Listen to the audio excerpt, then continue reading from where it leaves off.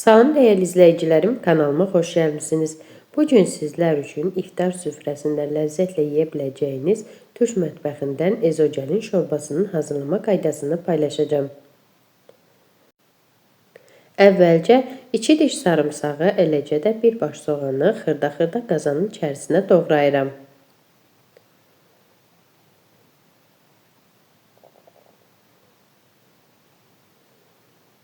Mən soğanı əlimdə doğradım. Bəzən xanımlarımız əldə doğraya bilmirlər. Bu zaman taxt üzərində doğraya bilərlər. Ayrıca bir qaba 1 stəkan mərci, 2 yemək qaşığı yumru düyü və 2 yemək qaşığı bulgur əlavə etdim. Mən incə bulgurdan istifadə etdim, iri bulgurdan da tökmək olar. Soğanın içərisinə biraz yağ, eləcə də duz əlavə edib qovururam.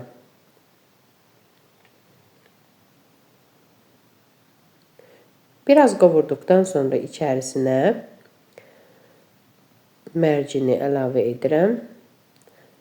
Mərcini, düyünü, bulguru əvvəlcədən yaxşıca yuyuram.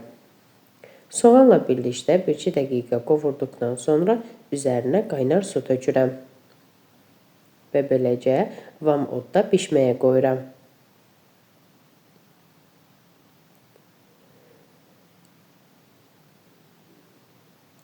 Ayrıca qazana yağ tökürəm. Yağ qızdıqdan sonra içərisinə 1 yemək qaşığı un əlavə edirəm. Unu qızıl rəng alana qədər qovururam. Daha sonra isə üzərinə pomidor soku tökürəm. Pomidor sokunu tomatla əvəz edə bilərsiniz.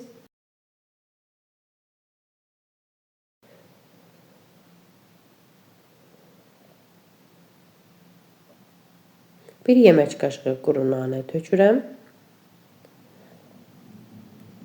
Qarışdırıram. Daha sonra isə qırmızı pul biber tökürəm. Hamısını birlikdə qovururam.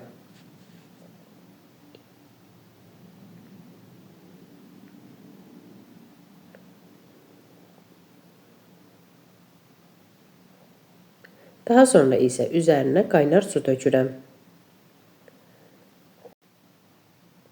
Dayanmadan beləcə qarışdırıram ki, içərisində topak əmələ gəlməsin. Topaklar tam yaxşı əridikdən sonra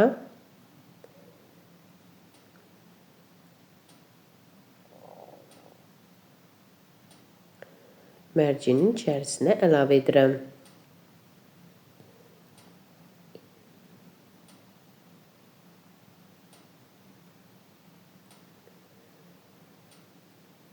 Qarışdırıram, zövqə görə duz, istiot vururam.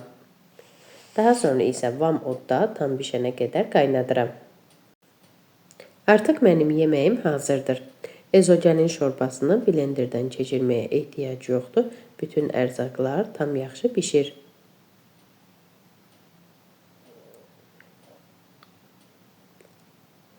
Daha sonra isə boşqaba töküb süfrəyə təqdim edirəm. Əziz xanımlar, əgər siz də mənim reseptimi, kanalımı bəyəndinizsə, resepti yaxınlarınızla bölüşməyi, mənə dəstək olmağı unutmayın. Sağ olun, görüşərik.